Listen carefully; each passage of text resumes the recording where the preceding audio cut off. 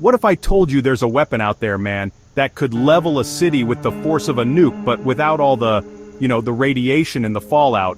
We're talking about a weapon so precise, so devastating, it could take out a target anywhere on the planet, like within minutes. That's the terrifying promise of Project Thor, this super-secret military program that's been whispered about in the darkest corners of the internet.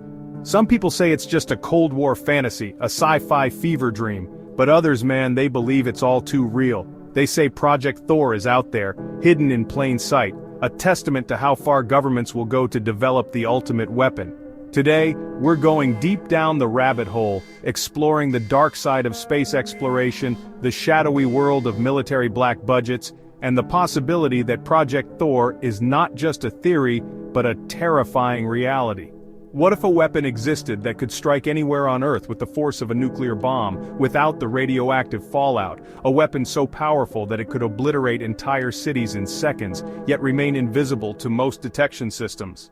Enter Project Thor, a speculative US military concept also known as the Rods of God. Officially, this idea involved space-based tungsten rods capable of being dropped from orbit, unleashing unimaginable destruction upon impact. But what if there's more to the story?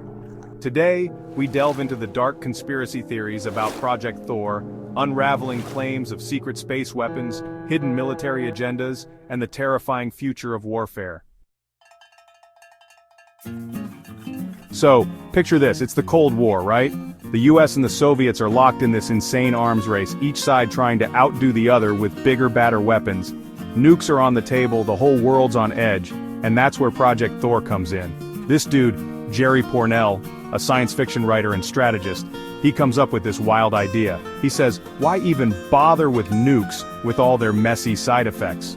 What if we could just drop something from space, something really, really heavy, and let gravity do the rest? That, my friends, is the basic idea behind Project Thor. These massive tungsten rods like telephone poles from space, just hurtling down at thousands of miles per hour. The kinetic energy alone, man, would be like a tactical nuke, but without the radiation. Of course, the official story is that the whole thing was just too crazy, too expensive, and they shelved it. But here's the thing about government projects, man, they don't always disappear, do they? Some people, and I'm talking about some serious researchers here, believe that Project Thor didn't just go away. They think it went underground, became this black budget project hidden from the public, hidden from Congress, hidden from everyone.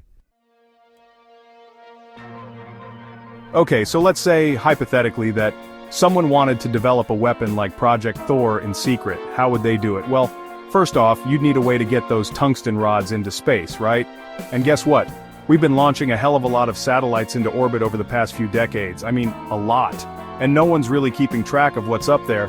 Then there are these weird explosions, man, in these super remote parts of the world. Places where no one lives, no one goes, and the official explanations are always vague, like, oh, it was a meteor or a gas leak. But some people think these could be tests, man. Covert tests of Project Thor. And then there's the money trail. Black budgets, billions of dollars flowing into classified military projects, no one knows where it's going. Could some of that money be going towards Project Thor? It's not that far-fetched, man.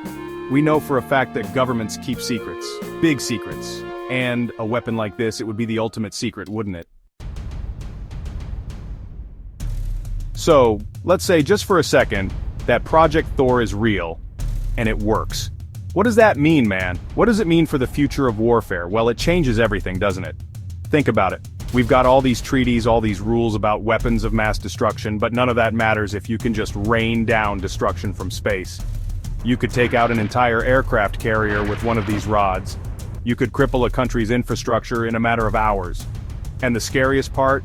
It would be almost impossible to stop. I mean, what are you going to do? Shoot down a tungsten rod coming in at Mach 10? The people who worry about this stuff, they talk about something called the weaponization of space, right? And they're not just talking about lasers and Death Stars, they're talking about things like Project Thor, weapons that could give one country, or maybe even one corporation, total military dominance over the entire planet. And that, my friends, is a truly terrifying thought. This is where it gets really weird, man. We're going to talk about Tunguska. Now, if you don't know, Tunguska was this massive explosion that happened in Siberia back in 1908. Flattened hundreds of square miles of forest, right? To this day, no one knows for sure what caused it. The leading theory is that it was an asteroid or a comet, but there's no impact crater, which is strange. Now, some people, and I'm not saying I believe this, but some people think that Tunguska might have been a test of what? You guessed it, a kinetic bombardment weapon, maybe even an early prototype of Project Thor. And it gets even weirder, man. There are those who believe that the technology behind Project Thor, it didn't originate here on Earth. They say it came from somewhere else, some advanced civilization, maybe even aliens. I know it sounds crazy, but think about it. What if some ancient civilization, thousands, maybe millions of years ahead of us, what if they figured out how to weaponize space? And what if, somehow, we stumbled across their technology? It's like something out of Ancient Aliens, right? But hey, stranger things have happened. Okay, so let's get really conspiratorial for a minute. Let's talk about the shadow government. Now, there are those who believe that there's this unelected group of people, maybe in governments, maybe in corporations, who really pull the strings, right? They control the money, they control the media, they control the world. And these people, they say, they would kill for a weapon like Project Thor, because think about it, man. It's the ultimate weapon for control. You could take out your enemies, your rivals, even entire countries, and no one would be able to prove a thing. It would look like an act of God, a natural disaster. And that's what's so scary about this, man. It's the ultimate black box weapon. No fingerprints, no accountability, just pure, unadulterated power in the hands of a few. It's the kind of thing that keeps you up at night, you know? Look, even if you don't buy into all the conspiracy stuff, there's one thing about Project Thor that should scare everyone. And that's the potential for environmental devastation. We're talking about dropping massive metal rods from space, right? These things would be hitting the atmosphere at insane speeds, creating sonic booms, shock waves, who knows what else.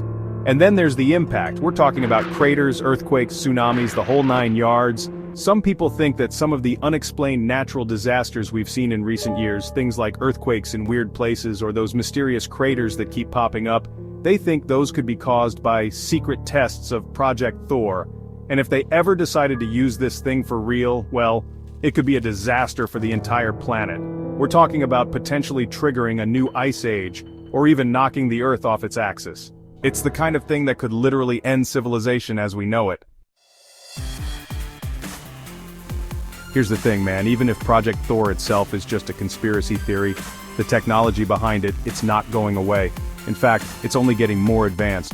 We're talking about lasers, particle beams, hypersonic missiles, all kinds of crazy stuff that sounds like it's straight out of science fiction. And the scary part is, there's not a whole lot stopping anyone from using it. The Outer Space Treaty, that's supposed to prevent the militarization of space, it's pretty vague and there's no real enforcement mechanism, so we're basically in a new arms race, a space arms race. And the stakes couldn't be higher. We're talking about the potential for a war that could make all the wars in human history look like a schoolyard brawl. And that, my friends, is something we all need to be thinking about. So, there you have it, man, the dark truth about Project Thor, or at least the dark theories about it. Is it real? Is it just a bunch of paranoid ramblings? I don't know, man, but I do know this. The more we learn about the world, the more we realize how much we don't know. And that's the thing about conspiracy theories, right? They make you think, they make you question everything. And sometimes that's not such a bad thing.